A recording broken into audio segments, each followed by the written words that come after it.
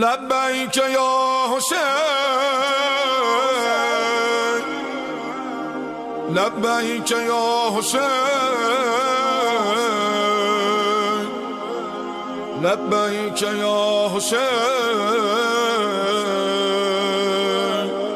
لبیک یا حسین لبیک یا حسین لبیک یا حسین من الشیطان الرجیم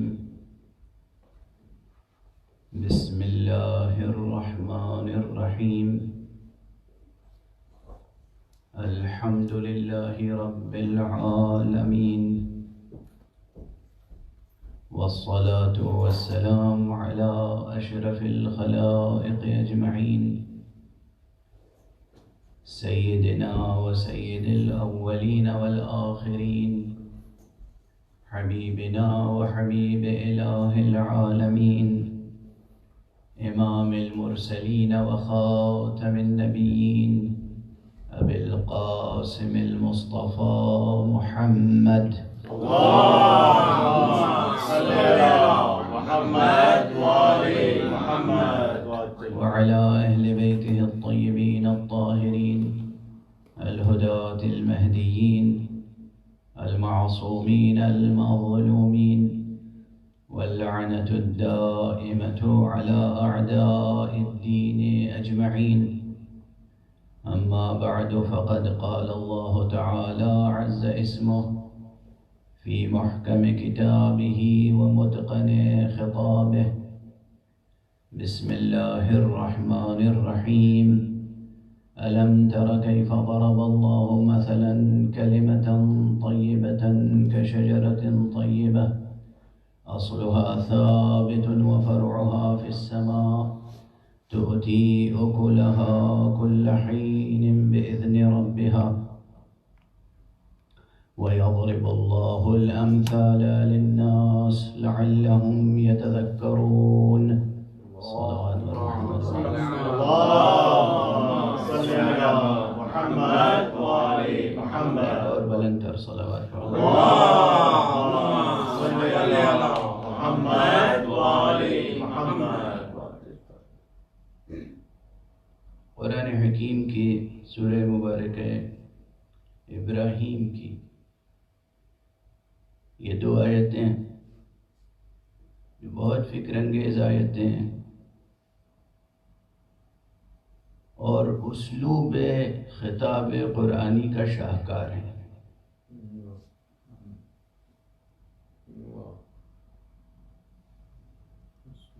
قرآن مجید کن کن اعتبارات سے معجزہ ہے اس کا احصاء اور احاطہ بھی ہو نہیں سکتا. اور یہ بھی عرض کر دوں کہ کلام میں متکلم کی صفتوں کی جھلک ضرور پائی جاتی ہے. جس کا بھی کلام ہو، کوئی شاعر ہو، کوئی ادیب ہو، کوئی خطیب ہو، کوئی صحافی ہو، کوئی بھی بولنے والا ہو، کوئی بھی متکلم ہو، اس کے کلام میں متکلم کی خصوصیتیں ضرور جھلکتی ہیں. یہ کلام حق سبحانہ و تعالیٰ کا کلام ہے. قرآن مجید اللہ کا کلام ہے. اس لیے خود اس کلام میں اس کی صفتیں ضرور کہیں نہ کہیں نمایاں ہوں گی. اور اللہ سبحانہ و تعالیٰ سے متعلق یہ بات ہر ذہن میں ہونی چاہیے کہ حق سبحانہ و تعالیٰ کی ذات اور صفات کا احاطہ نہیں کیا جا سکتا. کنہ ذات تک کوئی ذہن نہیں پہنچ سکتا اور احاطہ نہیں کر سکتا صفات حق کا. اگر ذہن انسانی، ذہن بشری ذات حق یا صفات حق کا احاطہ کر لے تو خدا محدود ہو جائے گا، پھر خدا خدا نہیں رہ جائے گا. تو احاطہ ممکن نہیں ہے. جس طرح سے حق سبحانہ و تعالیٰ کی ذات اور صفات کا احاطہ ممکن نہیں ہے، اسی طرح قرآن مجید کے اندر پوشیدہ معانی کا احاطہ ممکن نہیں ہے۔ یہ بڑی دقیق بحث ہے۔ بہت سے حضرات تو عام بات ہے، اور میں اکثر اشارہ کرتا رہا ہوں کہ عربی زبان کی ڈکشنری لے کر بیٹھ جاتے ہیں اور قرآن مجید کا ترجمہ شروع کر دیتے ہیں۔ قرآن مجید کو سمجھنے کا یہ طریقہ کسی بھی اعتبار سے درست نہیں۔ وہ لوگ جو اس طرح سے قرآن مجید کے معانی و مفاہیم تک پہنچنا چاہتے ہیں وہ کہیں نہیں پہنچ پاتے۔ قرآنی مفاہیم، دیکھیے یاد رکھیے، ہر لفظ کا ایک معنی، ایک مفہوم وہ ہے جس کی طرف ڈکشنریز میں اشارہ کر دیا گیا ہے، اس لفظ کے یہ معنی ہوتے ہیں۔ لیکن وہ لفظ جب کسی بھی انسان کی زبان پر آتا ہے تو ڈکشنری میننگ سے اس میننگ میں کہیں فرق پیدا ہو جاتا ہے جب زبان سے ادا ہوتا ہے۔ اور جب الفاظ عربی زبان کے ہیں اس میں کوئی شک نہیں، لیکن یہ الفاظ جب زبان مشیت پر آ گئے، جب لسان قدرت پر آ گئے، جب یہ الفاظ کلام حق بن گئے تو یہ محدود الفاظ عربی زبان کے نہیں رہ گئے، بلکہ یہ کتاب حق کے نامتناہی معانی کے حامل الفاظ بن گئے۔ اللہم صل علی محمد و آل محمد۔ ایک ذرا ہم آہنگ طور پر بلند صلوات اللہم صل علی محمد و آل محمد۔ اور یہیں پر یہ بھی عرض کر دوں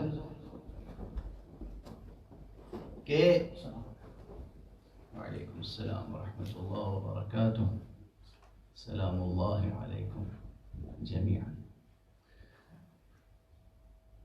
جو صفت قرآن مجید میں ہے کہ اس کے معانی اور مطالب کا اور اس کی شأن اعجاز کا احاطہ بشر سے ممکن نہیں ہے، یہی صفت سرکار رسالت مآب اور ان کے معصوم اہل بیت میں بھی تلاش کیجیے۔ اگر قرآن اور اہل بیت کا مطالعہ پیش نظر ہے اور جب آپ غور کریں گے، سیرت کا مطالعہ، سنت کا مطالعہ، احادیث کا مطالعہ، تاریخ محمد و آل محمد علیہ السلام کا مطالعہ کریں گے تو آپ محسوس کریں گے اس حقیقت کو کہ آپ ان کے کمالات کا احاطہ نہیں کر سکتے۔ اسی لیے بہت سے مورخین نے تو خیانت کی، ان کا حق ادا نہیں کیا، ان کی سیرتیں نہیں لکھی، ان کے صحیح اور اصلی واقعات نہیں لکھے، لیکن بعض وہ جو لکھنا چاہتے تھے لکھ نہیں پائے۔ احاطہ ممکن نہیں ہے، انسان حیران رہ جاتا ہے۔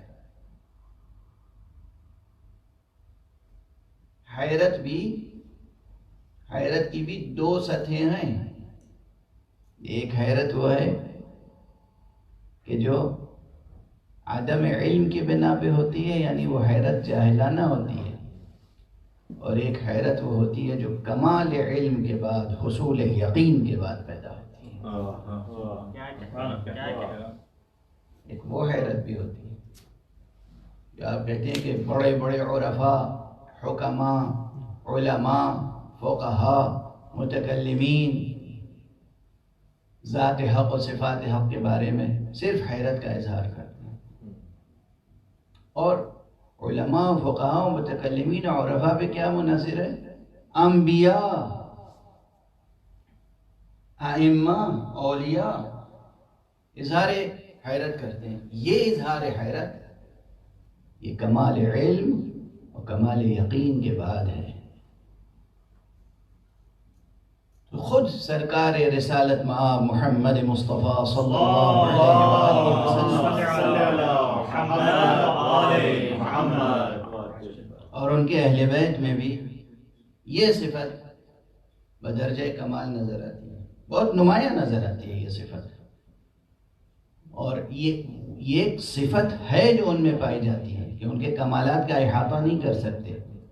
اگر اس اعتبار سے دیکھیں تو ابن عباس سے مروی وہ روایت کہ پیغمبر اکرم صلی اللہ علیہ وآلہ وسلم نے فرمایا اللهم صل على محمد وآل محمد.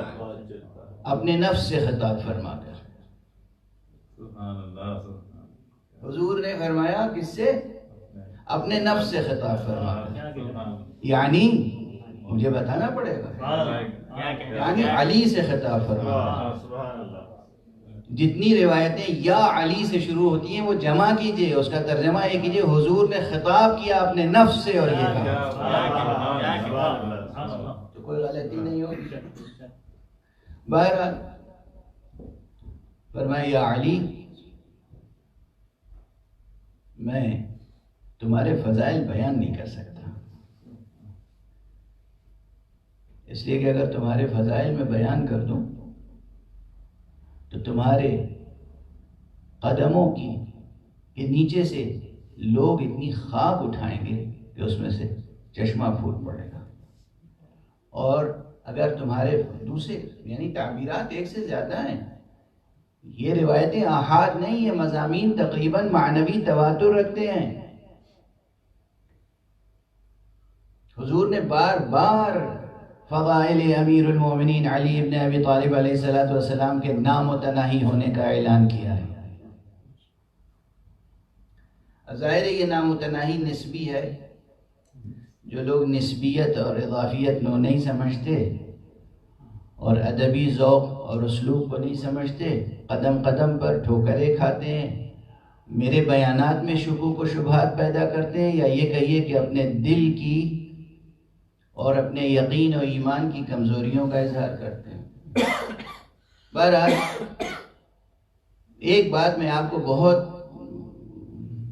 سادگی سے عرض کر دوں، جو لوگ جس جگہ سے بھی چاہے جس لباس اور حیت میں ہوں فضائل امیر المؤمنین میں یا فضائل ائمہ میں شک کرتے ہیں، وہ میری نگاہ سے گر جاتے ہیں. کتنے ہی بڑے ہوں، جو مجتہد ہوں، فقیہ ہوں، صاحب رسالہ عملیہ ہو گئے ہوں اور دنیا کے کسی بھی گوشے میں ہوں، کتنے ہی قوی ہوں، قدرت مند ہوں، صاحب اقتدار ہوں، کچھ بھی ہوں، جہاں انہوں نے فضائل امیر المومنین علیہ السلام کے سلسلے میں شکوک و شبہات کا یا انکار کا رویہ اختیار کیا یا نعوذ باللہ تضحیک کا رویہ اختیار کیا، تو پھر تو وہ اس قدر گر جاتے ہیں نظر سے کہ میں کچھ کہہ نہیں سکتا. بہرحال یہ مضمون بار بار آیا ہے روایتوں میں. حضور علیہ السلام کی زبان پر کبھی آیا، کبھی ابن عباس کی زبان پر آیا، کبھی اور علماء فقہا کی زبان پر آیا. بھئی آپ کو معلوم ہے تاریخ میں کیا کیا ہوا ہے. حضور کے کلام کو تو اس امت کے صلحاء کو میرا سلام، لیکن اس امت کے سیاست مداروں کے لیے میں جو کچھ الفاظ ادا کر سکتا ہوں اس پہ ضبط کر رہا ہوں کہ حضور کا کلام تو ضائع کیا گیا. حضور محمد مصطفیٰ صلی اللہ علیہ وآلہ وسلم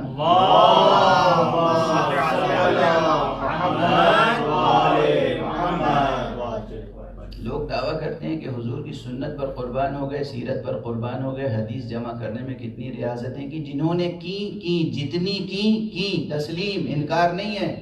لیکن مجھے یہ بتا دیجئے کہ حضور علیہ السلام نے زندگی بھر کوئی ایک بھی جامع و معنی مکمل تقریر کی یا نہیں کی؟ کی ہوگی نا، کوئی ایک میں کہہ. سبحان اللہ. اچھا کہیں دکھا دیجئے کسی کتاب میں، واہ واہ کسی کتاب میں دکھا دیجئے. واہ واہ. 23 برس کی نبوت کی زندگی میں حضور علیہ السلام نے کوئی ایک جامع معنی کامل تقریر کی ہوگی نا. چیلنج کر رہا ہوں.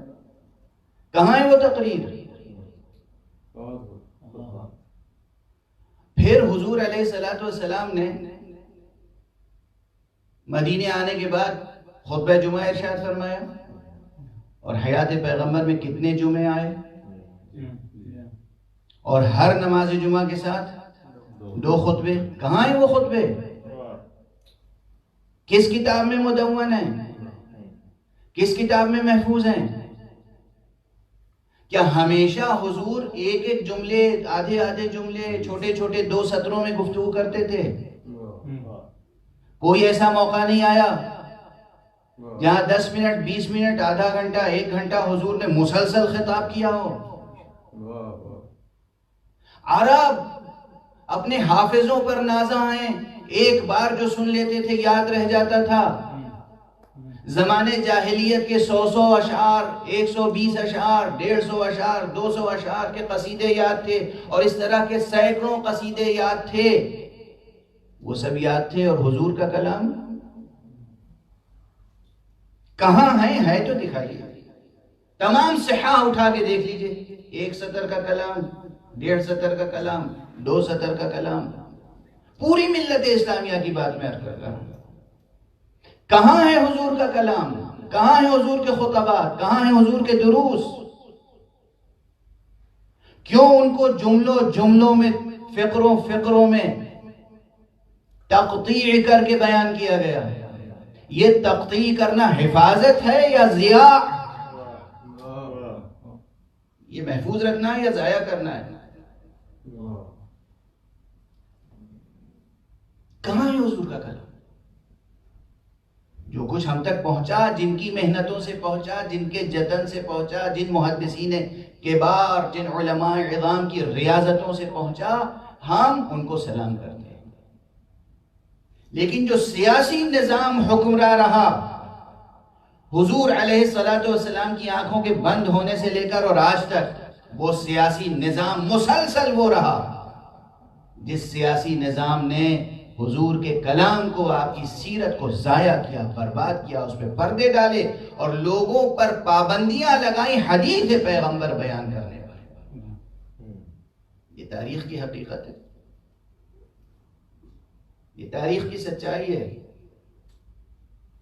یہ تاریخ کی تلخ حقیقت ہے، یہ تاریخ کی وہ تلخ واقعیت ہے جو اہل ایمان کے دلوں کو ہمیشہ تکلیف پہنچاتی رہتی۔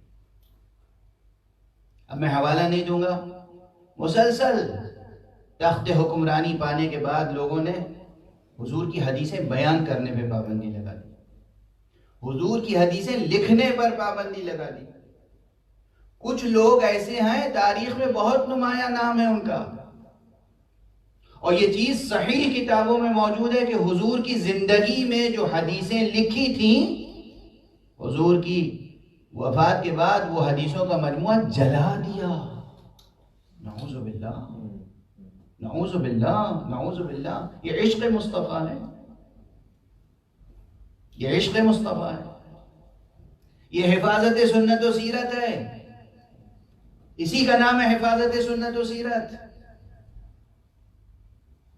تحقیق کیجئے، جی ہاں، جہاں تک آواز میری جا رہی ہے، جو حضرات سماعت فرما رہے ہیں، ان میں ایک جوش پیدا ہوگا، ولولہ پیدا ہوگا، یہ کیا کہہ دیا ہم نے؟ تو سنت رسول اور حدیث رسول جمع کرنے میں سنا ہے کہ علماء نے اپنی جانیں صرف کر دی، عمریں صرف کر دی۔ ہاں، جنہوں نے صرف کی، لیکن جنہوں نے حضور کی سنت و سیرت کو ضائع کیا اور اپنی پوری قوت صرف کی، اپنی پوری سیاست صرف کی، انہیں کیا کہیں گے آپ؟ 2 دھارے ہیں، کچھ علماء تھے ربانی، کچھ علماء تھے جن میں علم کا اور خدا کا عشق تھا، انہوں نے علم کی محبت میں، خدا کی محبت میں محفوظ رکھا، حفاظت کی کوشش کی۔ مسئلہ کی بات میں نہیں کر رہا، عام بات۔ لیکن کچھ تھے جنہوں نے اسلام کے معنی صرف سمجھے تھے حصول اقتدار،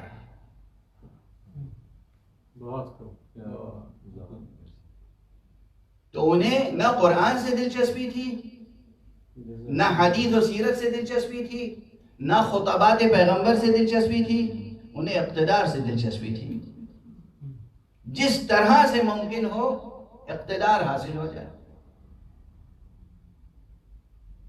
بہرحال ضبط کر کے گفتگو آگے بڑھاؤں تو عزیزان گرامی تحقیق کیجیے گا، جستجو کیجیے گا۔ میں اکثر کہتا ہوں میں ممبر پہ اس لیے نہیں آتا ہوں کہ لوریاں سنا کر ٹپک ٹپک کے سلا دوں، میرا تو کام ہے جھنجھوڑنا ذہنوں کا اور دلوں کا۔ تو ایک جستجو آج یہ آپ میں بیدار ہو جائے۔ کل میں عرض کر رہا تھا نا کہ انسان میں جستجو ہونی چاہیے، بحیثیت انسان کمال کی جستجو ہونی چاہیے، بحیثیت مسلمان و بحیثیت مومن وہ بھی کمال کی جستجو ہونی چاہیے۔ لیکن یہ کمال کی جستجو کس حوالے سے، کس ریفرنس سے؟ دل میں جستجو ہو، ذہن میں جستجو ہو، اور سامنے صاف سیدھا روشن راستہ ہو اور کامل رہبر ہو۔ جستجو ہو کمال کی، راستہ ہو کمال کا، رہبر ہو تو کمال کا۔ یہ ہے انسان کے لیے نصاب حیات انسانی۔ نصاب حیات انسانی یہ ہے کہ دل و دماغ میں جستجو اور آرزو ہو تو کمال کی، راستہ پیش نظر ہو تو کمال کا، رہبر انتخاب کریں تو کمال کا۔ اور ہم جو ناقص ہیں ہم تو کمال کا رہبر تلاش نہیں کر سکتے، اس لیے جو کامل ذات ہے وہی کمال کا رہبر تلاش کر سکتی ہے، معین کر سکتی ہے۔ اسی لیے ہم تعیین کے قائل ہیں، انتخاب کے قائل نہیں ہیں۔ صلوات پڑھیے محمد۔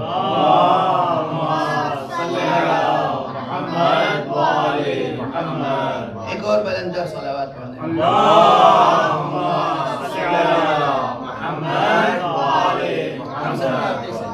ہم سب ناقص ہیں، سب، اور اس لیے تمام ناقص مل کے کوئی کمال نہیں پیدا کر سکتے۔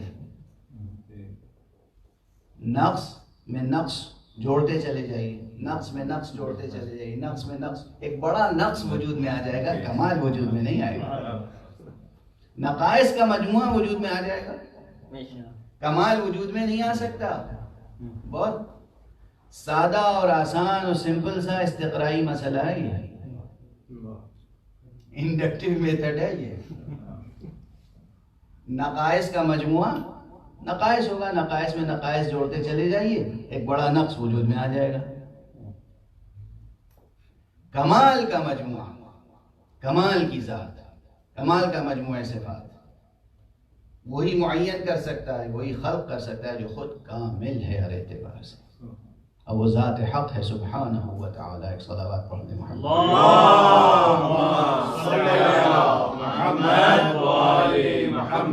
بہرحال میں عرض کر رہا تھا، وہ بات حدیث و سیرت و تاریخ تک پہنچ گئی کہ حضور نے بار بار اعلان فرمایا ہے، یا علی تمہارے فضائل اتنے ہیں کہ جن کا احصاء و احاطہ نہیں ہو سکتا۔ یہ دراصل علی کے فضائل نہیں بیان کر رہے تھے، رسول اپنے فضائل بیان کر رہے تھے۔ رسول دنیا والوں کو بتا رہے تھے کہ دیکھو یہ میری گود میں جو پل کے بڑا ہوا ہے، جب اس کے فضائل کا احصاء نہیں ہو سکتا تو میرے فضائل کا احصاء کیا؟ صلوات پڑھ دیجئے محمد۔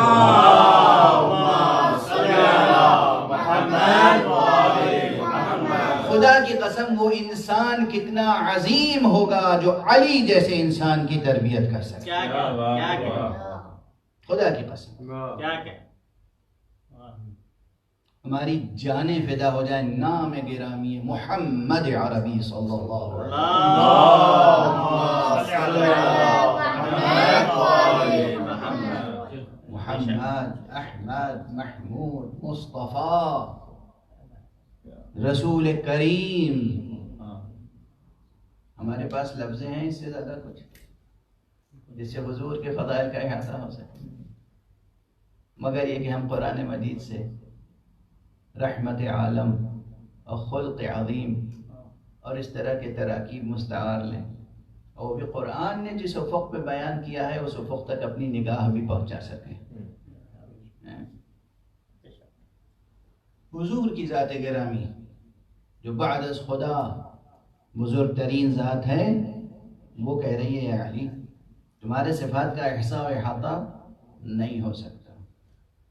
اور یہاں تک فرمایا کہ اے علی نہیں پہچانا کسی نے خدا کو مگر میں نے اور تم نے، اور نہیں پہچانا مجھے کسی نے مگر خدا نے اور تم نے، اور نہیں پہچانا کسی نے تم کو مگر خدا نے اور میں نے. یہ تسلیث فضائل اگر سمجھ میں آ جائے تو انسان کمالات کے قلعے تک پہنچ جاتا ہے.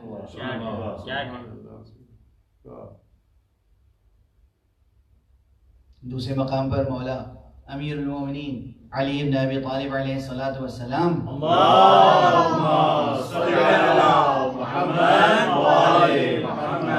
کے فضائل سے متعلق احادیث منزلت کا ایک سلسلہ. ایک دو حدیثیں نہیں ہیں، بہت سی حدیثیں ہیں، متعدد حدیثیں ہیں جن میں منزلت کا کلمہ آیا ہے کہ یا علی تمہاری منزلت یہ ہے، تمہاری منزلت یہ ہے، تمہاری منزلت یہ ہے. یہ احادیث منزلت کا ایک مجموعہ ہے پورا. اس میں ایک مشہور حدیث وہ ہے کہ جو دلیل ختم نبوت بھی ہے. ذرا غور فرمائیے گا، کیا منطق نبوی ہے. ایک ایسا قضیہ ارشاد فرمایا ہے کہ بیان فضیلت علی دلیل ختم نبوت ہے. توجہ فرما رہے ہیں، بات کہاں پہنچی؟ بیان فضیلت علی دلیل ختم نبوت ہے.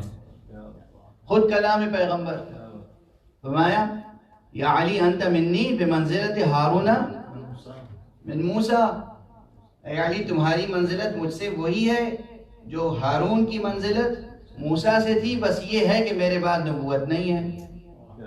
الا انہ لا نبوت بعدی، میرے بعد کوئی نبی ہونے والا نہیں ہے، یا لا نبی بعدی، میرے بعد کوئی نبی نہیں ہو سکتا. یعنی فضیلت علی دلیل ختم نبوت. جب علی اتنے فضائل رکھنے کے باوجود بعد پیغمبر نبی نہیں ہو سکتے تو پھر کسی اور کا کس شمار و قطار میں رکھا جائے تذکرہ؟ اتنے فضائل رکھنے کے باوجود. بہرحال دوسرے مقام پر ابن عباس کا جو نام آیا تھا وہ اس ضمن میں آیا تھا کہ یہ روایت حضور علیہ الصلوۃ والسلام کی طرف بھی مرفوعاً بیان کی گئی ہے بعض کتابوں میں، اور بعض نے اسے قول حضرت ابن عباس لکھا ہے، بعض نے کسی اور کا قول قرار دیا ہے. قول اپنی جگہ، یعنی جو بات کہی گئی ہے وہ درست ہے کہ امیر المومنین کے فضائل دشمنوں نے دشمنی اور حسد میں چھپائے اور دوستوں نے دشمنوں کے خوف سے چھپائے، اور پھر بھی اتنے ہیں کہ جن کا احاطہ اور احصاء نہیں کیا جا سکتا. یہ امیر المومنین. تو جو صفت ذات حقی ہے کہ اس کا احاطہ نہیں کر سکتے، کسی نہ کسی انداز سے وہ صفت قرآن میں پائی جاتی ہے کہ آپ قرآن مجید کے معانی کا احاطہ و احصاء نہیں کر سکتے، اور وہی صفت محمد اور آل محمد میں پائی جاتی ہے کہ آپ ان کے فضائل اور کمالات اور مناقب کا احاطہ اور احصاء نہیں کر سکتے. ایک صلوات پڑھ دیجئے محمد. اللہم صلی علی محمد و آل محمد. اگر یہ سرچشمے نورانی سامنے ہوں تو انسان کو یہ طے کرنے میں کوئی مشکل نہیں درپیش ہوگی کہ ہمیں طلب کمال کے لیے کس معیار کمال کو سامنے رکھنا ہے. جو میں کل سے عرض کر رہا ہوں کہ گفتگو آپ کی زندگیوں سے مربوط ہو، ہر سامع ہمارا اس کے ذہن اور اس کے قلب سے ہماری گفتگو متصل و مربوط ہونی چاہیے. آپ کے ذہن میں جستجو کیا ہے، آپ کے دل میں آرزو کیا ہے. یہ جستجو اور آرزو انسانی اعتبار سے ہونی چاہیے. شرف انسانی محفوظ رہے، افتخار انسانی محفوظ رہے. پیٹ بھرنے کے لیے روٹی کی جستجو تو ہر جاندار میں ہوتی ہے. حشرات الارض سے لے کر یہ جو زمین پر رینگنے والے کیڑے مکوڑے ہیں ان سے لے کر، اور چوپایوں سے لے کر، اور پرندوں سے لے کر، اور ہمارے آپ کے جیسے دو پایوں تک، چوپایوں سے لے کر دو پایوں تک، سب میں ایک جسمانی بھوک ہوتی ہے اور طرح طرح کی جسمانی بھوک ہوتی ہے، اور ہر بھوک کو مٹانے کے لیے کوششیں کرتا ہے انسان۔ بطور خاص یہ انسان یہ جسم کو، جن میں اب شعور باقی ہے کہ جسم ڈھانپنا بھی چاہیے، وہ جسم کو ڈھانپنے کی بھی فکر تھوڑی بہت رکھتے ہیں۔ دھیرے دھیرے دنیا میں یہ جدید سرمایہ دارانہ نظام اتنا سرمایہ سمیٹنا چاہتا ہے کہ لوگوں کے جسموں سے لباس بھی اتار کے اپنے سرمایہ میں، اپنی تجوری میں بند کر دینا چاہتا ہے۔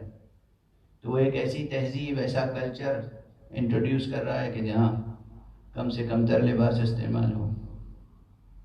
یہ سب نحوستیں عالمی سرمایہ دارانہ نظام کی ہیں، صنعتی انقلاب، اس کے بعد کیپٹلزم، یہ سب جو چل رہا ہے، اور خاص طور سے ویسٹرن کیپٹلزم، اس سے بڑا کوئی انسانیت کا دشمن ہے نہیں، یہ یاد رکھیے گا۔ یہ وہ بات ہے جسے ہمارے ہر ممبر سے کہا جانا چاہیے، اس بات کو ہر ممبر سے کہا جانا چاہیے۔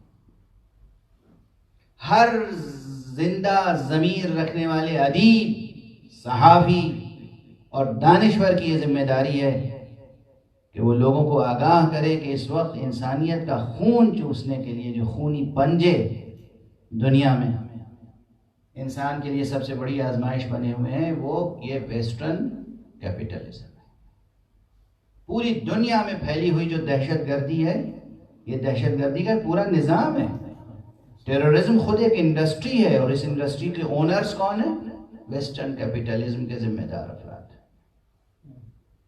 اور اس وقت جو روئے زمین پر یہ ایک بلا اور یہ مصیبت ہے کورونا کے نام سے، اس میں بھی جتنی بیماری ہے وہ بیماری ہے، لیکن بیماری کے پیچھے جو بیمار سیاست ہے وہ اپنی جگہ ہے۔ ظاہر ہے اس سے زیادہ اشارہ نہیں کیا جا سکتا ممبر سے، لیکن اپنی ذمہ داری کا احساس کرتے ہوئے یہ باتیں عرض کرنا بھی ضروری ہے۔ جو جس قدر سوچ سکتا ہے سوچے، اور جو جس قدر انسانیت کی بھلائی کے لیے کام کر سکتا ہے کرے، اور بخاطر خدا، بامید شفاعت سید الشہداء امام حسین ابو عبداللہ علیہ السلام،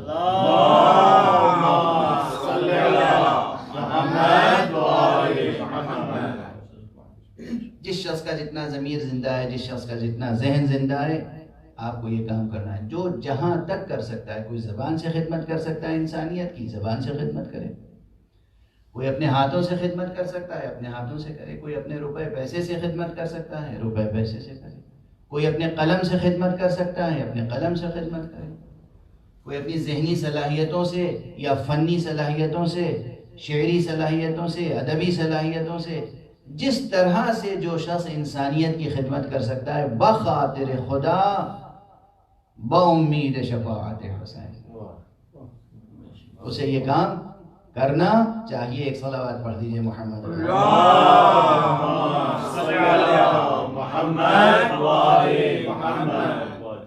بہرحال تو گفتگو شاخ در شاخ نمو کرتی ہے، گفتگو پھیلتی چلی جاتی ہے، لیکن میں نے عرض کیا کہ ممبر حسینی کا کمال یہ، اس میں ایک کشش ثقل ایسی ہے،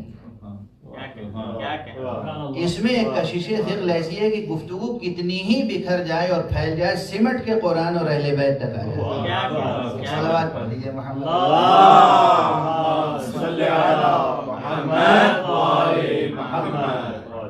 زندگی کا کوئی درد ہو، معاشرے کا کوئی علم ہو، انسانیت کی کوئی مصیبت ہو، اس پر گفتگو کیجئے۔ کوئی علمی مسئلہ ہو، کوئی فکری مسئلہ ہو، کوئی فلسفیانہ مسئلہ ہو، کوئی حکیمانہ مسئلہ ہو، اس پر گفتگو کیجئے۔ کوئی سیاسی اقتصادی مسئلہ ہو، اس پر گفتگو کیجئے، لیکن یہ گفتگو جب ممبر سے ہوگی تو ممبر کی کشش ثقل اسے قرآن اور اہل بیت تک لے جائے گی۔ اور اسی لیے کل میں نے عرض کیا تھا آپ کے سامنے کہ یوں تو آپ نے ہمارے اس عشرے کا عنوان رکھ دیا قرآن اور اہل بیت، لیکن پوری دنیا میں پورے گلوب پر جتنے ممبروں سے گفتگویں ہو رہی ہیں، ہر ممبر حسینی کی صدا آپ کو قرآن اور اہل بیت تک لے جاتی ہے. یعنی یہ ممبر حسینی ہے جو نقیب وصیت مصطفیٰ صلی اللہ علیہ وسلم.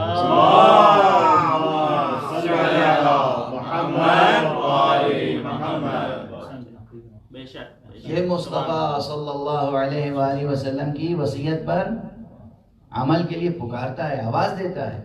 دیکھو یاد ہے تمہیں حضور کا وہ ارشاد، کوئی بڑا طویل خطبہ یاد ہو یا نہ یاد ہو، اتنا سا فقرہ تو یاد ہوگا، انی تارکن فیکم الثقلین، میں تمہارے درمیان دو گراں بہا دو نفیس چیزیں چھوڑ کر جا رہا ہوں. اور یہ کلام بھی آپ نے متعدد بار ارشاد فرمایا ہے، متعدد بار ارشاد فرمایا، صرف ایک دو موقع نہیں ہیں. اگر آپ حضرات کو یاد ہو تو میں اپنا ایک جملہ پرانا یاد دہانی کے طور پر عرض کرتا چلوں. تمام ملت اسلامیہ سر جوڑ کے بیٹھے اور غور کرے، جستجو کرے اس معاملے میں کہ حضور نے جب اعلان نبوت فرمایا تو پہلا حکم کیا دیا تھا؟ بالکل پہلا حکم یہ اعلان فرمایا، حضور خاتم النبیین صلی اللہ علیہ وآلہ وسلم، اللہم صلی علی محمد وآلہ محمد. ہے نا، یہ طالب علمانہ جستجو بھی ہو سکتی ہے کہ جو رسول صلی اللہ علیہ وسلم کی حیات طیبہ کا مطالعہ کریں، سیرت کا مطالعہ کریں، تاریخ نبوت کا مطالعہ کریں، وہ دیکھیں. جیسے آج کل ریکارڈ بنتا ہے کہ بھائی فلاں صاحب پرائم منسٹر ہونے کے بعد یا پریزیڈنٹ ہونے کے بعد یا کنگڈم سنبھالنے کے بعد انہوں نے پہلا آرڈر کیا نافذ کیا، پہلا حکم کیا دیا، پہلے کس آرڈیننس پر دستخط فرمائے. تو میں سوال کرتا ہوں کہ ذرا غور فرمائے ملت اسلامیہ کے خاتم النبیین صلی اللہ علیہ وآلہ وسلم، اللہم صلی علی محمد وآلہ محمد. یعنی وہ نبوت کا قلعہ جو تعمیر ہو رہا ہے دست قدرت سے، آدم سے لے کر خاتم تک. آدم اس کی پہلی اینٹ ہے اور اس کے بعد یہ قلعہ تعمیر ہوتا رہا، تعمیر ہوتا رہا، تعمیر ہوتا رہا. 1,24,000 پیغمبر آئے اور اب آخری پیغمبر ہے مقام ختم نبوت پر فائز. تو جب آفیشلی انہوں نے چارج سنبھالا نبوت کا، اعلان کیا کہ اب میں نبی ہوں، تو پہلا حکم کیا تھا جو دیا؟ میرا بحیثیت مسلمان یہ جستجو کرنے کا حق ہے یا نہیں؟ یہ سوال کرنے کا حق ہے مورخوں سے، محدثوں سے. پہلا حکم کیا تھا؟ بالکل پہلا اعلان کیا، دیکھو میں نبی ہوں، اللہ نے مجھے نبی بنا کے بھیجا ہے اور میں تمہارے لیے خیر دنیا اور آخرت لے کر آیا ہوں. تو یہ سب تو توصیف ہے نا، یہ تو بیان ہے اپنے منصب کا، منصب کی اہمیت کا بیان. میں نبی ہوں، مجھے اللہ نے بھیجا ہے اور تمہارے لیے خیر دنیا و آخرت لے کر آیا ہوں. خیر دنیا اور آخرت، دنیا اور آخرت کی بھلائی. اب پورے وجود کے ساتھ میں چاہتا ہوں کہ حضور علیہ السلام کے بیان کو سنوں، حکم کو دریافت کروں، اس پہ عمل کروں.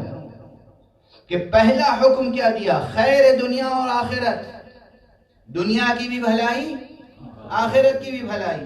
بحیثیت خاتم النبیین 1,23,999 نبیوں کے گزرنے کے بعد یہ آخری نبی جو تشریف لا رہا ہے، اس نبی کا پہلا حکم کیا ہے؟ آپ نے پہلے حکم میں کیا فرمایا کہ دیکھو تم نے میرا خطبہ سنا، پیغام سنا، میں نبی ہوں، اللہ نے مجھے آخری نبی بنا کے بھیجا ہے اور خیر دنیا اور آخرت لے کر آیا ہوں. دیکھو تم میں سے کون ہے جو میری مدد کرے، کون ہے جو میری نصرت کرے. جو آج میری بیعت کرے گا، میری نصرت کا عہد کرے گا، میرا ساتھ دے گا، وہی میرا وزیر ہوگا، جانشین ہوگا، خلیفہ ہوگا، وسیع ہوگا. یہ سب بیان فرمائے. یہ ابھی بیان ہے, ابھی یہ بیان ہے, ابھی بھی یہ بیان ہے. مجمع سے امیر المومنین علی ابن ابی طالب علیہ السلام بلند ہوئے.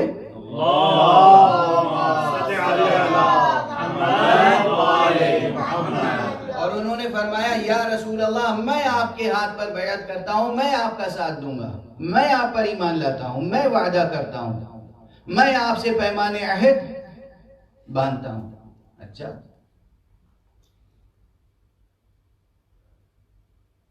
حضور نے پھر کیا فرمایا؟ بس اس کے بعد بھی اعلان تھا کہ بھئی یاد رکھنا یہ میرے وصی ہوں گے. انہوں نے آج میرے اوپر میرے ہاتھ پر بیعت کی ہے, انہوں نے میرا ساتھ دینے کا وعدہ کیا, تو یہ میرے وصی ہوں گے, میرے وزیر ہوں گے, میرے خلیفہ ہوں گے, میرے جانشین ہوں گے. یہ تو نہیں فرمایا, بس فوراً فرمایا اب یہ جو فرمائش ہے یہ ہے حکم, یہ ہے آرڈر, یہ ہے امر, یہ ہے امر نبوی, یہ ہے امر مولوی. آپ نے فرمایا کہ دیکھو یہ میرے وزیر ہیں, وصی ہیں, جانشین ہیں, خلیفہ ہیں, تم ان کی اطاعت کرنا.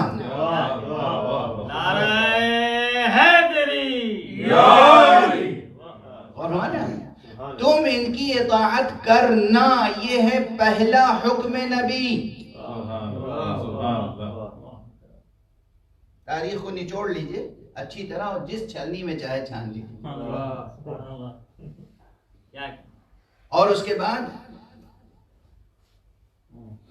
چلیے یعنی یہاں پہ وقت کے دامن میں گنجائش نہیں ہے واقعہ, ورنہ کچھ اور تفصیلات عرض کرتا کہ پہلا جو حکم ہے نبوت کا, روزے دار, روزے انذار, وہ اطاعت علی.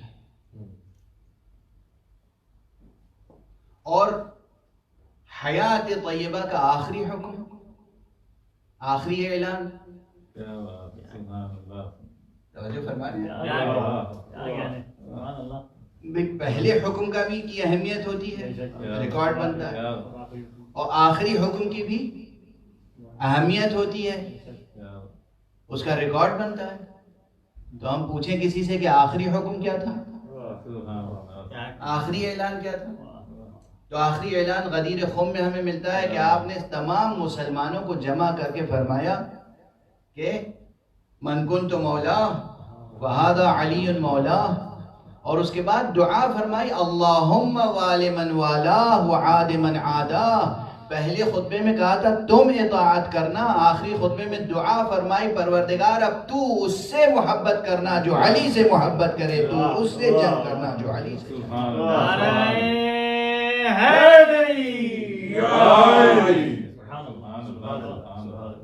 یہ بات تاریخ کو اگر آپ مطالعہ فرمائیں تو اندازہ ہوتا ہے کہ امیر المومنین علی ابن ابی طالب علیہ السلام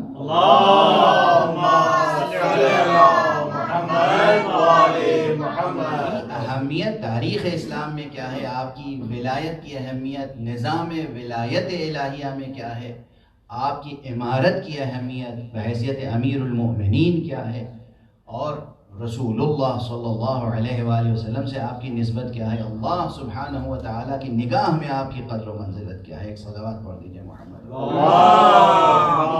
صلی اللہ محمد وآل محمد.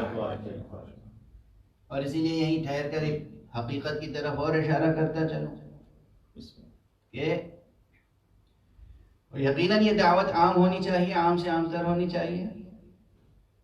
وقت کی ضرورت ہے, ہمیشہ رہی اور آج بھی ہے, اور آج ہر وقت سے زیادہ ضرورت ہے کہ امت اسلامیہ متحد ہو, ملت اسلامیہ متحد ہو. اور اس اتحاد اور اس وحدت کی اپیل کے لیے قرآنی حکم موجود ہے بہت تاکید کے ساتھ, وَاعْتَصِمُوا بِحَبْلِ اللَّهِ جَمِيعًا وَلَا تَفَرَّقُوا. تم سب کے سب اللہ کی رسی کو مضبوطی سے پکڑ لو اور تفرقہ نہ کرو. اور ہر مسلمان تقریباً اس آیت کو دہراتا ہے. سوال یہ ہے کہ اللہ کی رسی سے مراد کون ہے؟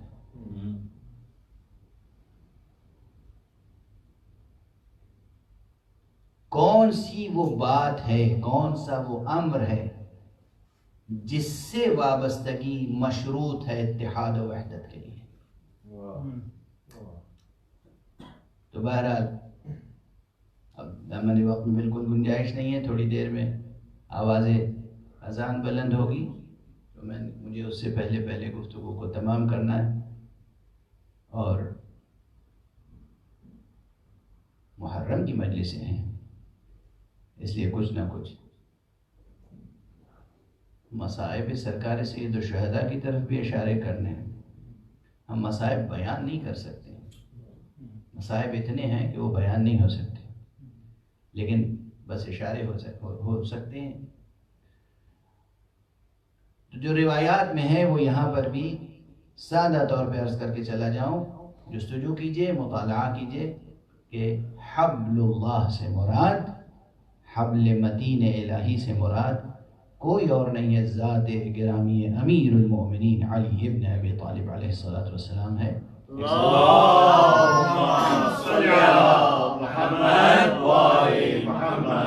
ایک اور صلوات پڑھ دیں.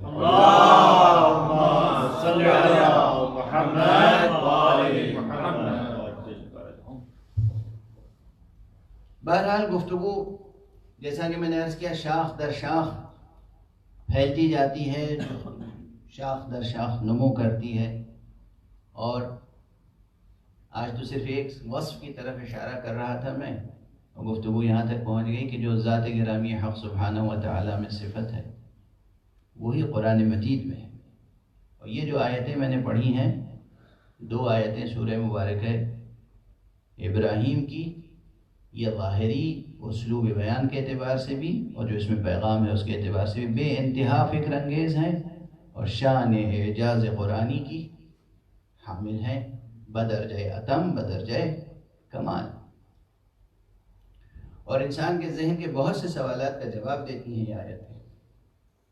انشاءاللہ آئندہ مجالس میں ان آیتوں کے تعلق سے گفتگو جاری رہے گی، لیکن آج تو آپ حضرات کی آنکھیں آنسو ضبط کیے بیٹھی ہیں، اس لیے کہ آج پہلی محرم ہو گئی ہے، کل چاند نمودار ہو چکا ہے، دوسری محرم کی شب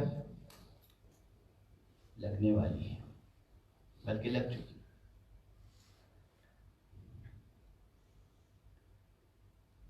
یہ محرم کے شب و روز جن کی قرآن مجید میں قسم کھائی گئی ہے، یہ غیر معمولی اہمیت کے شب و روز ہے. غور فرمائیے، ہمارے ہاں دیکھیے جو بزرگوں نے ایک تہذیب قائم کی ہے، شریعت اپنی جگہ، شریعت کے احکام اپنی جگہ، واجبات ان کی ایک عظمت ہے، فرائض ان کی ایک اہمیت ہے، مسنون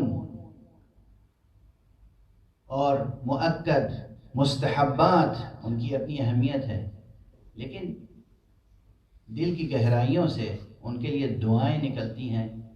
میرا سلام ہو ان بزرگوں کو جو بڑا سماجی شعور رکھتے تھے، سماجی نفسیات پر جن کی گہری نظر تھی، جو معاشرے کی تربیت کرنا جانتے تھے. انہوں نے کچھ رسمیں ایسی بنائی ہیں ہمارے ہاں، رسمیں ہیں. بہت سے لوگ جو رسم کا لفظ سنتے ہی بہت جلد تقدر خاطر کا شکار ہو جاتے ہیں، مقدر ہو جاتے ہیں. ان کو عرض کر رہا ہوں رسمیں ہی ہیں، لیکن یہ رسمیں مجھے بہت عزیز ہیں. میں عرض کر رہا ہوں مجھے بہت عزیز ہیں. ہمارے ہاں کم سے کم میرے خاندان میں ایک رسم چلی آ رہی ہے کہ جب کوئی شخص دوسری محرم کا چاند دیکھتا ہے، چاند رات نہیں دیکھ سکا، چاند رات چاند نہیں نظر آیا، جب دوسری محرم کا چاند دیکھا یا پہلی محرم کسی بھی مہینے کی دوسری تاریخ کا چاند یا شب دوم کا چاند دیکھتا ہے، تو ہمارے بزرگ کہتے تھے جاؤ اور فوراً حضرت امام زین العابدین سید سجاد کی نظر دلاؤ. یہ رسمیں جو مقرر کی گئی، یہ دستور، یہ ہمارے سماجی تہذیبی ثقافتی دستور ہیں، لیکن یہ پورے دین کو نفس میں راسخ کر دیتے ہیں،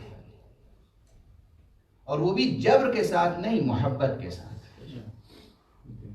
دین سے وابستہ کر دیتے ہیں. میں خود بچپن سے سنتا تھا والدہ سے، دادی سے، پھوپھی سے، چچی سے، والد سے کہ بھئی دوسری تاریخ تیسری شب کا چاند کو پہ نظر پڑی ہے، ذرا نظر دلاؤ امام سید سجاد کی۔ میں سوچتا تھا اس کی کیا خصوصیت ہے، بہت غور کرتا رہا، مجھے کوئی روایت تو نہیں ملی اس سلسلے میں اب تک، لیکن جب میں نے غور کیا تو میں نے کہا کیا بزرگوں کا عشق ہے اہل بیت سے۔ جب آقا حسین نے محرم کا چاند دیکھا تھا تو وہ کس منزل پر تھے، کس منزل پر تھے ہم نہیں کہہ سکتے، لیکن جب کربلا پہنچے ہیں تو دوسری محرم تھی، جب کربلا پہنچے ہیں تو دوسری محرم تھی، اور دوسری محرم کو جو قافلہ کربلا پہنچا تو پھر آپ سب جانتے ہیں کہ اس قافلے میں مردوں میں سے کوئی زندہ نہیں بچا سوائے امام زین العابدین کے۔ تو یہ ایک طرح سے تاریخ کو، حقائق کو ذہنوں میں، ضمیروں میں، مزاجوں میں، طبیعتوں میں، زندگی کے آداب میں، اخلاق میں راسخ کرنے کے طریقے ہیں۔ یہ راسخ کرنے کے طریقے ہیں۔ ہر موقع پر ہمیں مراکز کمال یاد رہیں، ہر موقع پر ہمیں معصوم ہستیاں یاد رہیں، ہر موقع پر ہمیں اللہ کی طرف سے آنے والی حجتیں یاد رہیں۔ کوئی بھی زندگی کا موقع ہو، ہر موقع پر ہمیں امام یاد رہے، ہر موقع پر ہمیں معصوم یاد رہے، وہ معصوم جو ہمیں خدا تک پہنچائے، وہ معصوم جو ہمارے لیے سبب شفاعت و نجات بن جائے۔ یہ ہیں بزرگوں کی محنتیں۔ ہر سماجی رسم اور رواج کو حقارت کی نظر سے نہ دیکھا کیجیے، اور خاص طور سے وہ رسمیں کہ جو مرتبط ہو عشق اہل بیت سے۔ ہاں، 2 محرم کو جب سرکار سید الشہداء کا قافلہ کربلا پہنچا ہے تو آپ حضرات کے سنے ہوئے فقرے ہیں اور جملے ہیں، میں صرف یاد دہانی کراؤں گا، اور آپ کے آنسو بہہ رہے ہیں۔ میں دیکھ رہا ہوں، میرے سامنے ہے کہ آپ کے سامنے لفظ کربلا آیا اور آپ نے گریہ کرنا شروع کر دیا، آپ کے سامنے نام گرامی حسین آیا اور آپ نے گریہ کرنا شروع کر دیا۔ یہ آپ کی طہارت نفس کی دلیل ہے، آپ کی پاکیزگی قلب کی دلیل ہے، آپ کی بلندی ذات کی دلیل ہے۔ کہتے ہیں جب آقا حسین چلتے چلتے کربلا کی سرزمین تک پہنچے، قافلہ رکا، کہتے ہیں چلتے چلتے گھوڑا رک گیا، فرس مبارک رک گیا۔ کہتے ہیں آپ نے کئی گھوڑے بدلے، کوئی آگے نہ بڑھا، اور پھر آپ نے پوچھا ہے، دریافت فرمایا ہے اس سرزمین کا کیا نام ہے؟ تو جو لوگ قریب آئے، کسی نے کہا غاضریہ، کسی نے کہا نینوا، کسی نے کہا شط فرات، نام لوگ تبدیل کرتے رہے، آپ پوچھتے رہے اور کیا نام ہے، کوئی اور بھی نام ہے، کوئی اور بھی نام ہے۔ کہتے ہیں کسی نے بڑھ کے کہا اس سرزمین کا نام کربلا ہے۔ جیسے ہی آپ نے لفظ کربلا سنا کہ بس ہماری منزل آ گئی، اجرکم علی اللہ۔ یہاں پر ایک روایت جو میں نے پڑھی تو متعدد بار ہے کتابوں میں، مگر ممبر پہ عرض نہیں کر سکا ہوں، آج پہلی بار آپ کے سامنے عرض کر رہا ہوں۔ اگر جستجو کروں مجھے نام نہیں ملتا کہ یہ کس نے کہا تھا کہ فرزند رسول اس سرزمین کا نام کربلا بھی ہے، مجھے نہیں معلوم، لیکن ایک روایت ملتی ہے۔ بنی اسد کا ایک شخص راوی ہے کہ میں جب بھی کربلا سے گزرتا تھا تو وہاں دیکھتا تھا کہ ایک خیمہ لگا ہوا ہے اور اس میں ایک شخص بوڑھا زندگی بسر کرتا ہے تنہا، اور مجھے حیرت ہوتی تھی کہ یہ اس بیابان میں تنہا شخص کیوں رہتا ہے۔ آس پاس بستیاں تھیں لیکن یہ میدان، یہ تو ویرانہ تھا، اس میں وہ ایک خیمہ لگا کر تنہا زندگی بسر کرتا تھا۔ یہ کہتا ہے میں ایک مرتبہ خیمے میں داخل ہوا، سلام کیا اور پوچھا کہ یہ بتائیے آپ یہاں کس لیے رہتے ہیں تنہا؟ جب بھی میں گزرتا ہوں دیکھتا ہوں آپ یہاں تنہا ہیں۔ اس شخص کا جواب تھا مگر اس سرزمین کا نام کربلا نہیں ہے، اس میدان کا نام کربلا نہیں ہے۔ اس نے کہا ہاں اس میدان کا نام کربلا ہے۔ کہا کہ میں نے رسول اللہ سے سنا ہے میں نے رسول اللہ کی یہ حدیث سنی ہے کہ میرے بعد میرا بیٹا کربلا کی سرزمین پر بھوکا اور پیاسا شہید کیا جائے گا. تم میں سے جو شخص بھی اس وقت تک زندہ رہے اس پر واجب ہے کہ حسین کی نصرت کرے. تم میں سے جو شخص بھی زندہ رہے اس وقت تک اس پر واجب ہے کہ حسین کی نصرت کرے. کہا میں تو رسول اللہ کے بس اس حکم پر عمل کرنے کے لیے کربلا میں رہتا ہوں. جب بھی میرا آقا حسین آئے گا، جب بھی آقا زادہ آئے گا، جب بھی فرزند رسول آئے گا، میں اپنی جان اس کے قدموں پر نثار کروں گا. یہ روایت کتابوں میں موجود ہے.